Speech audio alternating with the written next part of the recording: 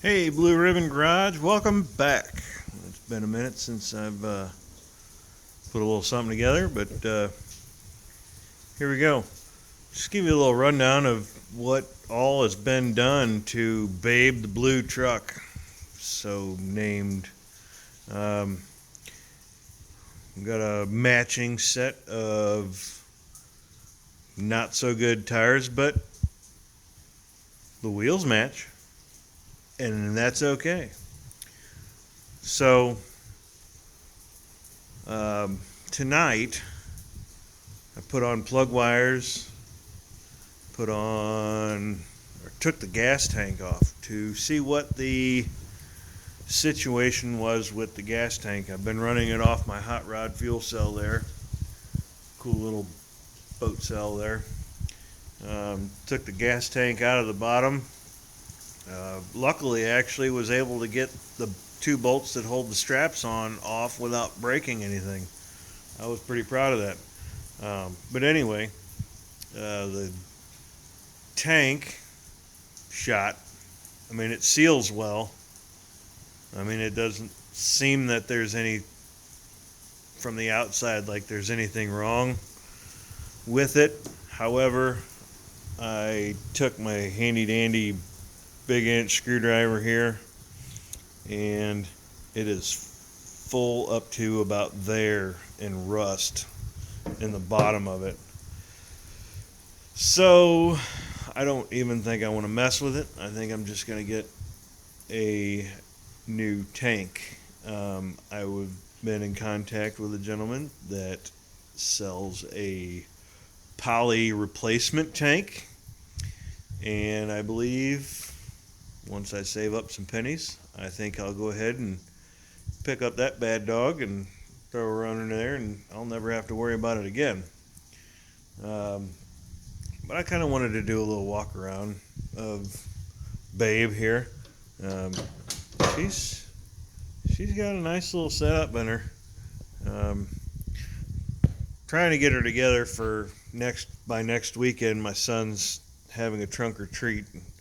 We're gonna try and enter it. We got a couple old plastic skeletons we're gonna put in here and call her the Haunted Harvester. Got some battery operated strobe lights, and so we're gonna have a little fun with it. But anyway, um, 4-speed, all the lights work. AM radio, blower heater works. The only light that doesn't work is the dome light, and I haven't taken it off to see if it is out or if it is just not working. Here's something that I did find really interesting. The original owners of it, the original old guy that owned it, I don't know if you can see that or not, but he kept service records on the roof. Didn't have a place to write anything down except for the ceiling, I guess. But she's a good, clean old truck. A little dirty, dusty. Cab corners are solid. Door pockets are solid, or hinge pockets rather. The little bit in the firewall where the fenders meet, kind of right in that area there in the firewall. But I mean, it's all flat sheet metal. I'm not in any deal to put this thing in any car shows and make her a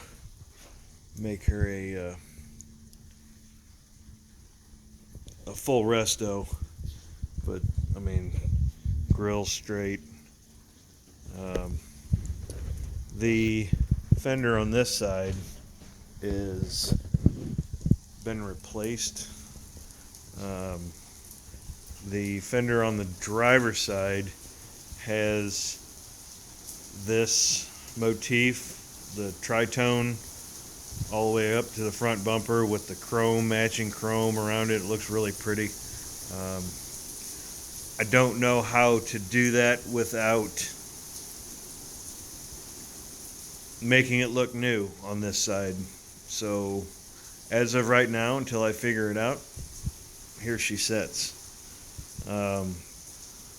I tracked down via a little bit of Facebook stalking the original owner's grandson, and I got to talk to him for a minute, and some little bit of back history of the truck. The gentleman that owned it originally was a farmer. They owned a plot of land. I forget what he said, like 160 some odd acres of family farm. And to this day, family still owns the entire plot of land. And I believe he said it went back to the 1850s. 1850s or 1860s, I can't remember exactly, but I mean, it went back a good ways. I got to spend a good 15 minutes talking to him. He remembers him and his grandfather loading her up with those wooden bedsides. There's bedsides that go all the way around it. They're in the back of the truck. They're in the back of the truck there, along with my boys' toys and whatnot. But anyway, he'd load it up with vegetables and everything, and he'd take it into town, and he'd peddle his goods. And during harvest season, he said that that bed, 8 foot bed, full size bed, would hold just under 100 bushel of beans. And I kind of thought that was pretty impressive. So the old girl's got some work clothes on her. She was definitely a driver. She was well used.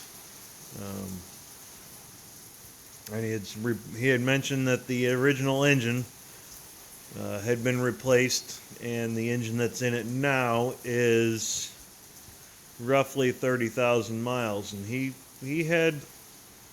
was pretty solid about it. He goes, well, I don't.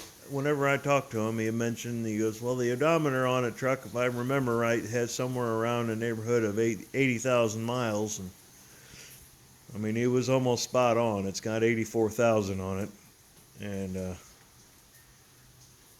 so, I mean, I was definitely talking to the right person.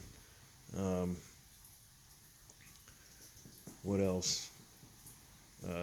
She's had all new brake lines put in her. The master cylinder was replaced by the previous owner of me, which was, I guess would be third owner.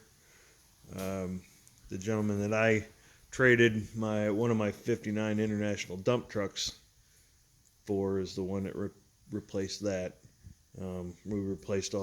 Me and my son replaced the brake lines in it.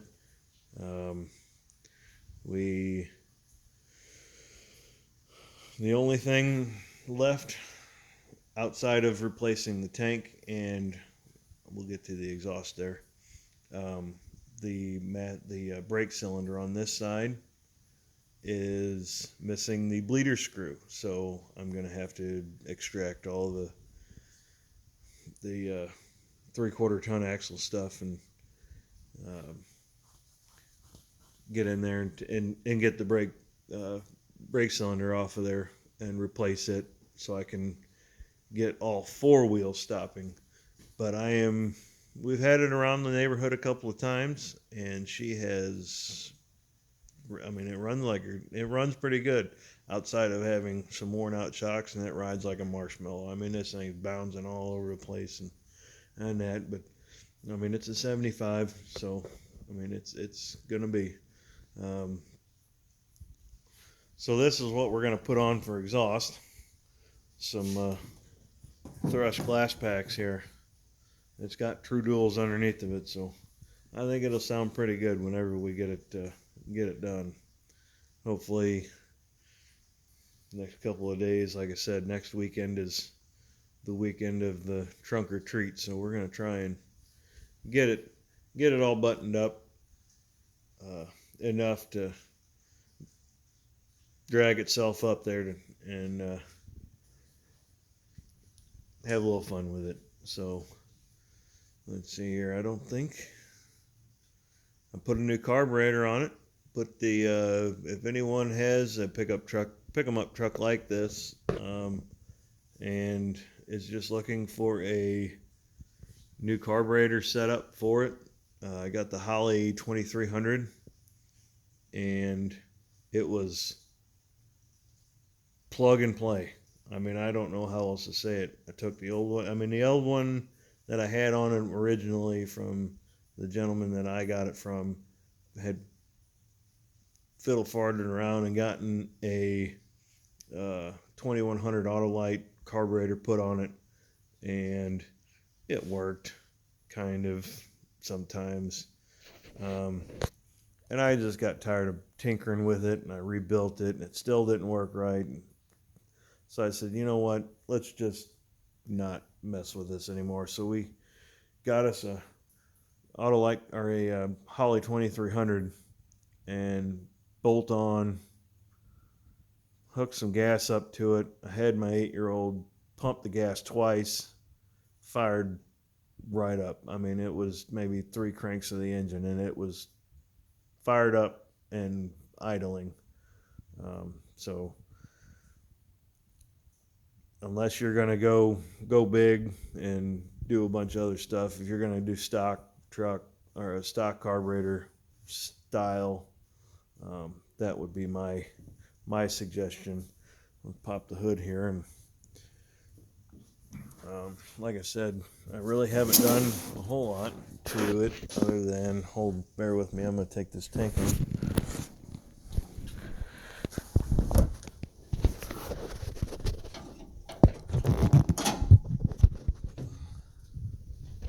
Flashlight, flashing light.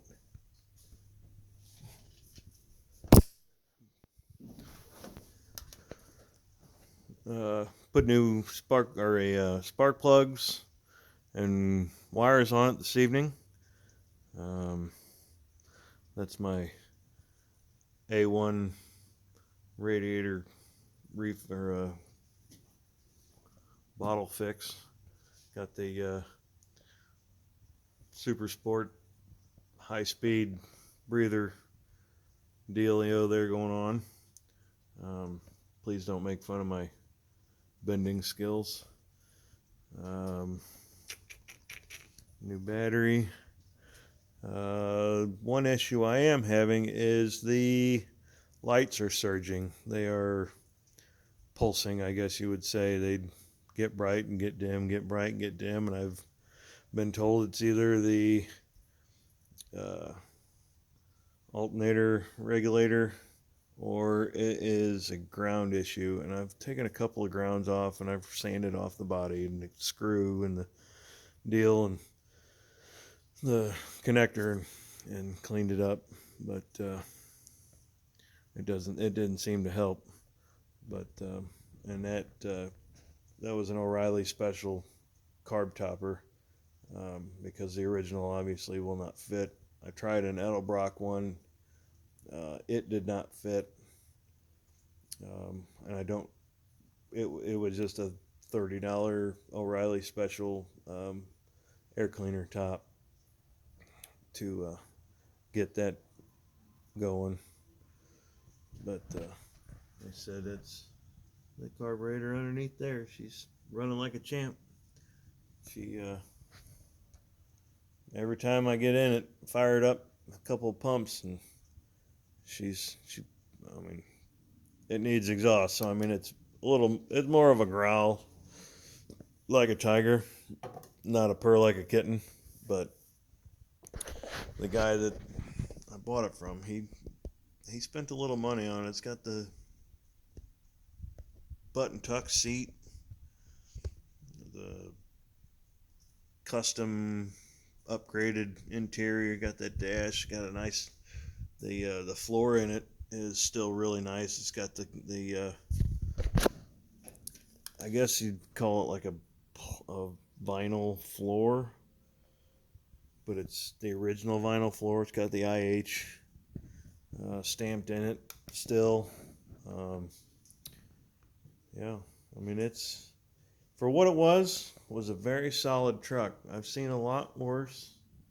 I was listening to Dan Hayes on the Binder Boneyard, and he has a podcast. If anyone cares to dig that up, it's Binder Boneyard, and on pretty much any platform that you listen to podcasts. Um, he went through the D series trucks and the common rust areas, and most every rust area that he spoke of,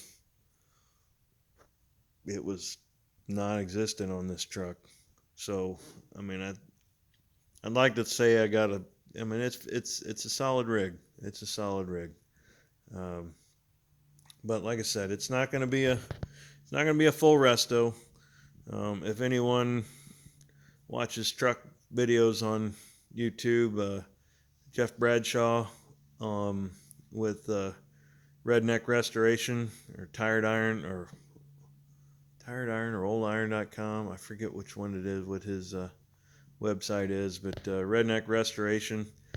That's kind of what I'm going for. Just everything's functional, but it ain't pretty. Um, so, well, I hope everybody enjoyed this little sliver of my Thursday night here. Still got a few things to go through, but all in all, she's about ready to hit the road. So I'll tell you what, if you got an old truck and it's sitting in the garage and you're watching this video, your truck's not getting worked on. So I encourage you to either put in some long nights after the wife and kids go to bed. If you're like me, you don't get much time, and that's the only time you get to take an hour, take a couple hours. Just every couple hours or every hour that you get to spend tinkering is one step closer to getting your old beauty on the road. So with that, I'm going to sign off, and everybody have a good evening.